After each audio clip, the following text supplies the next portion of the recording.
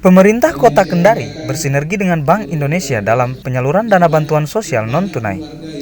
Hal itu dikatakan Wali Kota Kendari, Zulkarnain Kadir, dalam rapat sosialisasi penyaluran bansos non-tunai dengan seluruh lurah sekota Kendari, para pendamping, dan perbankan di kantor Bank Indonesia Perwakilan Sulawesi Tenggara, Selasa 23 Agustus 2022. Dalam catatan Pemkot Kendari, tidak kurang dari 146 miliar bansos tersalurkan di tahun 2021. Angka ini tak jauh berubah dengan tahun 2022 ini.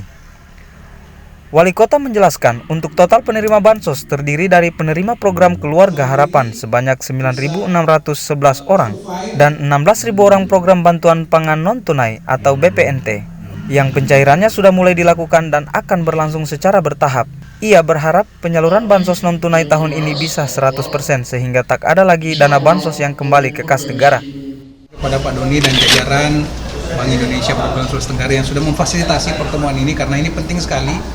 Dalam catatan kami tidak kurang dari 146 miliar tersalur di tahun 2021. Itu angka yang tidak sedikit. Artinya benar yang beliau sampaikan, ini menyelamatkan kita dalam situasi yang berat kemarin.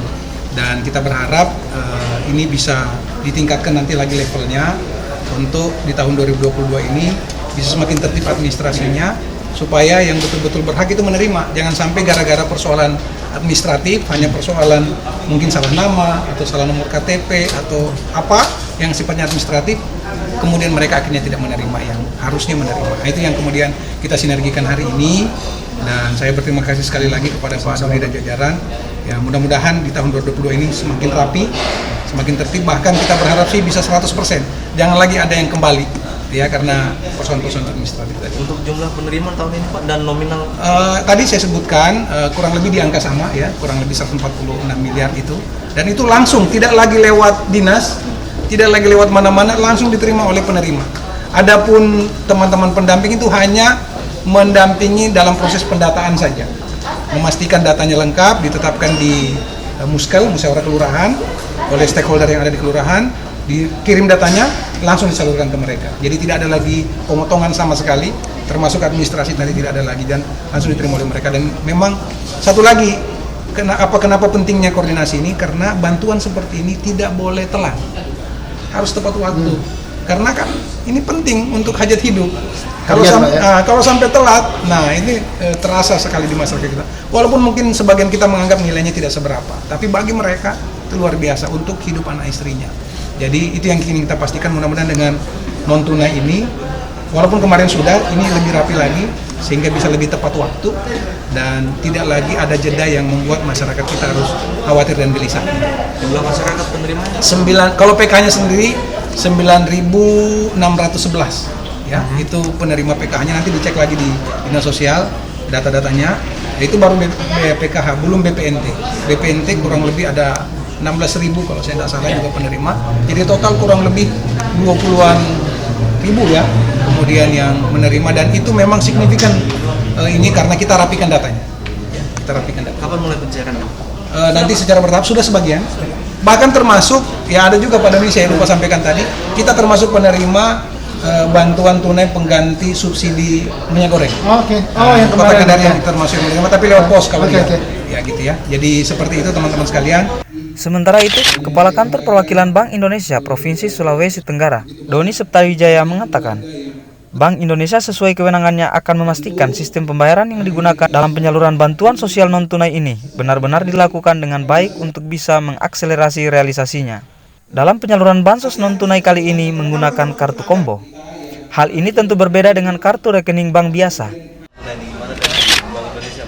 kami kan sesuai dengan kewenangannya aja memastikan bahwa sistem pembayaran yang digunakan dalam penyaluran bantuan sosial non tunai ini benar-benar dilakukan dengan baik, itu aja, supaya untuk bisa mengakselerasi realisasinya. Kami pastikan bahwa yang sudah dilakukan oleh teman-teman dari kelurahan, dari dinas sosial, administrasinya sudah jelas, dan teman-teman perbankan juga sudah confirm bahwa semua data-data itu bisa diproses. Support dari perbankan sendiri seperti apa, Bang? Luar biasa, karena mereka juga dapat dapat target dari pemerintah sebenarnya, karena bantuan sosial ini penting. Tadi seperti yang saya sampaikan dalam sambutan saya, bahwa yang bisa menyelamatkan bangsa ini pada saat krisis. Kita kan kemarin lagi pandemi. Pas saat pandemi lagi mau selesai pulih, tiba-tiba kena lagi kondisi gejolak ekonomi global. Dan itu cuma subsidi yang bisa membantu kita untuk bisa membuat masyarakat tetap melakukan konsumsi.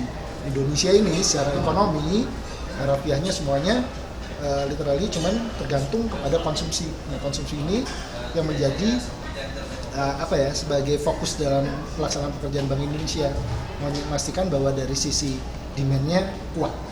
Ini kan disalurkan secara non tunai, berarti lewat rekening bank, Pak ya?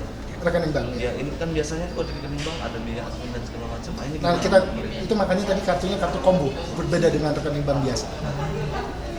Kelebihannya apa, Pak, di kartu combo? Tadi bisa digunakan sebagai basic account dan bisa digunakan di merchant-merchant perbankan, terutama yang warung-warung yang dibuat oleh BRI dan Mandiri.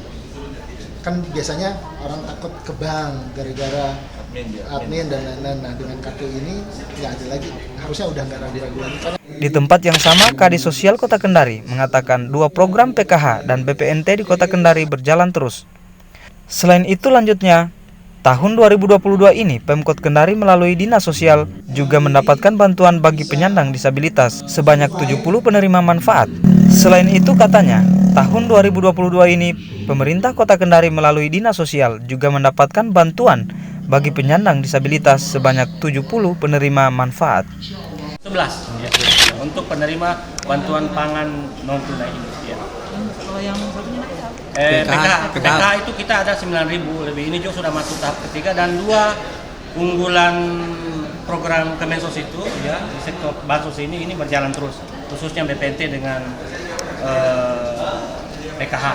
Bahkan juga tahun ini kami sudah dapat lagi bantuan untuk para penyandang disabilitas, nantinya ada 70 orang, itu sudah disesuaikan bahwa akan ada lagi bantuan bagi para penyandang disabilitas.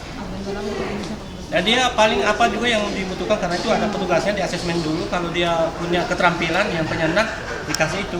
Kalau juga dari sisi kesehatannya apa yang dia butuh, kursi roda atau apa segala macam, itu juga dibantu. Tapi yang pertama kita inginkan dia bagaimana dia bisa berdaya. Makanya ingin dicarikan apakah dia ada usaha salon ya, atau usaha menjahit sesuai kemampuan dia. Pemerintah hadir, Mensos hadir untuk memberi bantuan kepada dia. Iya, 70 orang. Iya, Sekota Kendari. Kapan kira-kira? Kita sudah asesmen, tinggal menunggu begitu dananya cair, dan itu kan pasti melalui penyalur ya, ada mana ditunjuk, kemudian yang berhak menerima ya silakan.